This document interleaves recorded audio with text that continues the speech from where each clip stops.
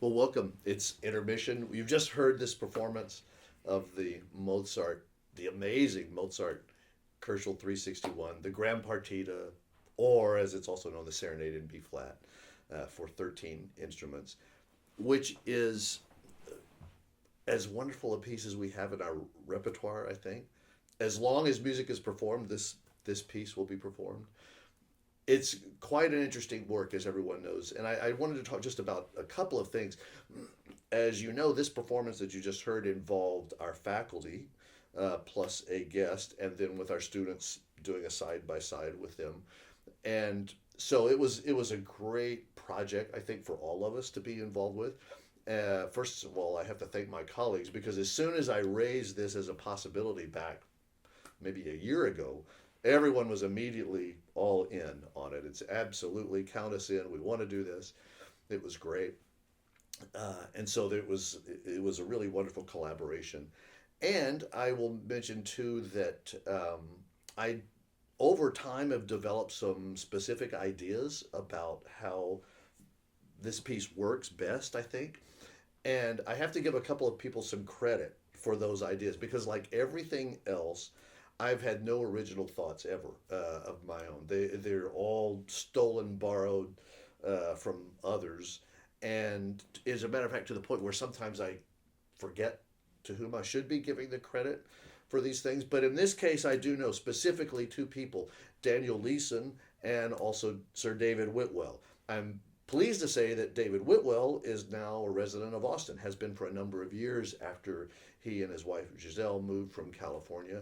And were it not for David Whitwell, there is so much wind chamber music, harmony music that we wouldn't even know about, I think, or at least would not have become available to us, or the information wouldn't have come to us for many more years. His legendary series of articles that appeared in the Instrumentalist magazine that month after month after month, new data that he had mined, found all of this music in libraries in Czech Republic and Austria, all over Europe, as and not only libraries too, but all of the amazing music that he was able to get his hands on and bring to light.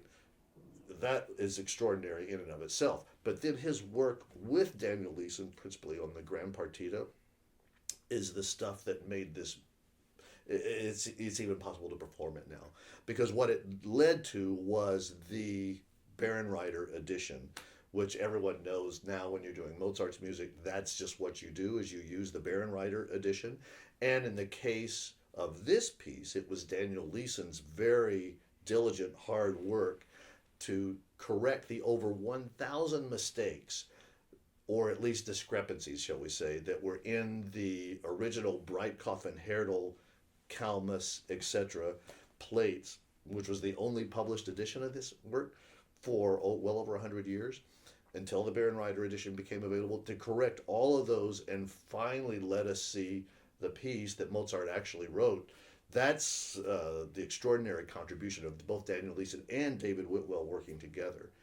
And I'll mention that there is this book, which I would recommend to everyone, which I'm afraid is now sadly out of print. But it's an extraordinary work, obviously, about the Herschel 361 by Daniel Leeson. And it goes into great detail about some of his work, but also in this, there's a mystery of the dating of the piece, when it was actually composed, whether the dates possibly range anywhere from 1778, you'll read some places 79, 80, all the way through 1784. And there is a great discussion in here of his scientific research about the, the paper, the kind of fold, the kind of ink that was used. And all of that leads us to believe a certain, to put this in a certain category of Mozart's music. So whether Herschel 361 is actually in the catalog the right placement or not, that will be for others to decide. But the music is so mature and so unusual. The fact that it's 7 big movements, 50 minutes of music, just like the piece on the second half, which is one of the newest pieces in the repertoire. This, of course, being one of the oldest pieces in the repertoire. One of the reasons that I like this combination for this particular program. One of the things that you noticed probably is that we didn't play the piece exactly the way it's written all the time. There was improvisation that was and ornamentation, embellishment that was being made by the principal players at my request, because I'm just fully convinced that that's what players of this time would have done. And I had never even considered the possibility of that until 1989, the February of 1989, when I heard Daniel Leeson give a talk here in Austin, in Bates Recital Hall, the place where this performance took place, with a group of players from Craig Kirchhoff's wind ensemble at Ohio State University at the time. And I had never even considered the aspect of embellishment, ornamentation, improvisation in this particular piece. I had taken a class once in Baroque ornamentation from Elwood Durr at Michigan, but we focused specifically on Baroque ornamentation, and that's where it ended in that particular class. And so to know that improvisation was still very much expected and very much a thing on repeated sections of music, which makes so much sense in Mozart, it just seemed like a logical thing to do, to ask players now to continue to try to do that. Also, we added, as I'm sure people heard, these little eingangs played by, in all cases, in the 5 times that they occur, actually 7 times, by the principal clarinetist. And those are things that in one movement Mozart notated and the others he didn't, but it just would have been expected in music of that time. And most people know of this, but this is the facsimile edition of the Grand Partita, which amazingly all of us own in the United States because it lives in the Library of Congress. So you can go in and you can put on some white gloves and you can actually hold it in your hand. One time it was stolen, but that's another story. But fortunately we got it back. A wonderful philanthropist walked in to the Library of Congress in the 1930s and basically laid down a sack of money and said, go buy something. And so they bought this, and they bought a couple of the Mozart symphonies. And this is now available. This edition was made for the bicentennial by the Library of Congress, but now is available from GIA Publications. And I will just tell you, listening to this piece, following it along, and using this as the score is a religious experience, because you can just see that the music poured out of Mozart just exactly as you would imagine that it would, with very few changes, only a couple of little blotches or scratch outs. Otherwise, it just poured out from him 1 hour's worth of music straight down from his brain onto the page. So it's always an extraordinary experience to work with this amazing piece. So we hope you enjoyed it, and now we'll visit with Andrew Boss. And now we're joined by the one and only Andrew Boss, Dr. Andrew Boss, now that he has moved on from his time here at the University of Texas.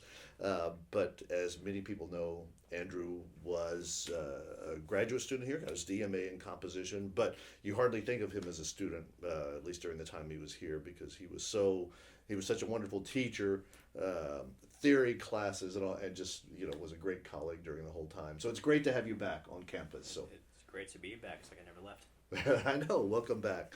But I wanted us to talk to the audience a little bit, because you're going to be speaking, obviously, in a few moments before the performance, talking in some detail about this particular piece.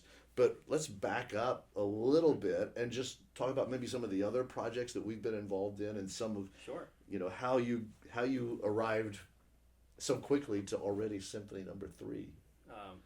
A series of mistakes, I suppose.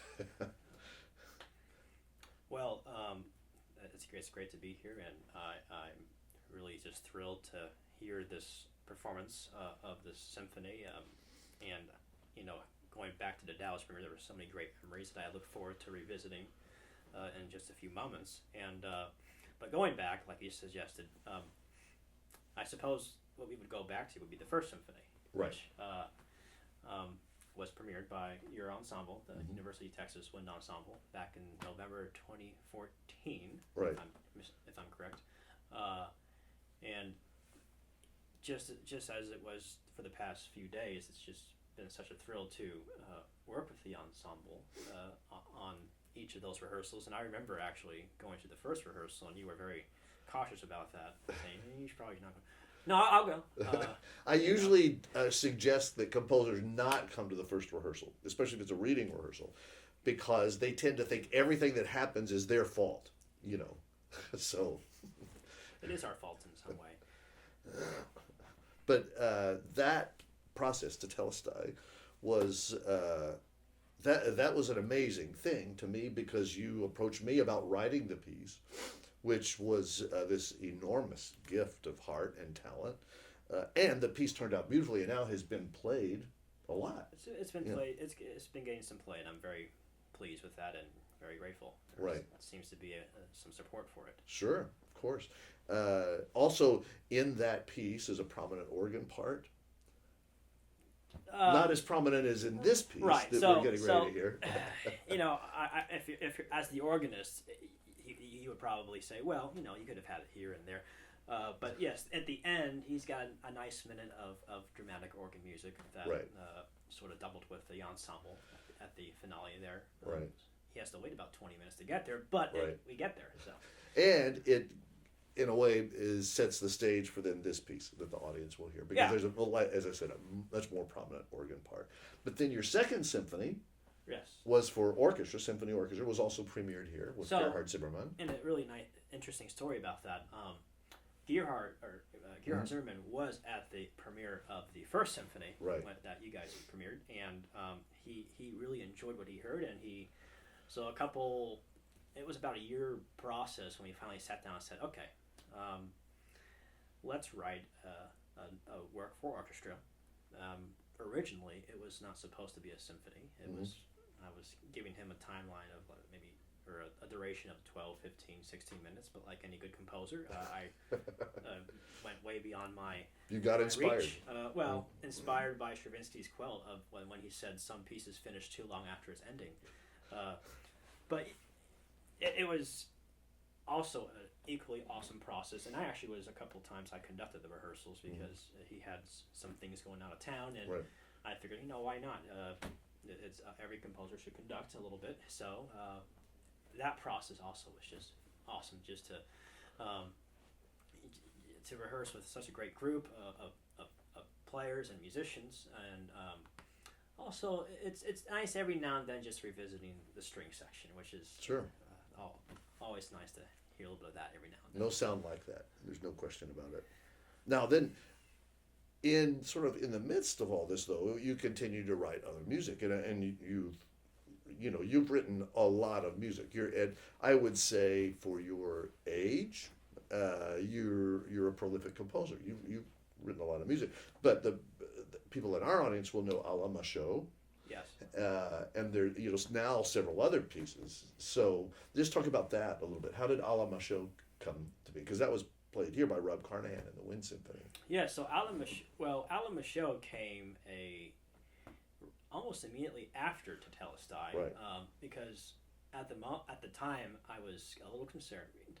I had a sort of struggle between, okay, should I start with a big piece or should I start with sort of an easier starter kind of piece, and I chose the big piece, which ended up being the first symphony, and then I decided to dial back a little bit and try to figure out if I could get a piece out there that's a little bit more, I hate this term, but accessible for other ensembles to play with their groups, in case they like the ideas behind the symphony, but just didn't quite have the because it is a massive piece. It is a big piece. It's Yeah. 27 minutes long. So, and just in and of itself, the duration, it's sometimes hard to fit in programs. So the 6 minutes that out of a show just sort of goes by. It's much, I think, more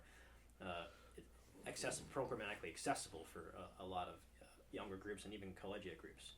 Now, and I'll just mention too that, just to underline the point, that there is no such thing as 6 degrees of separation in music. It's 1 degree or 2 degrees. But that when you arrived here on campus, you and I had not yet met, but we had a number of mutual friends.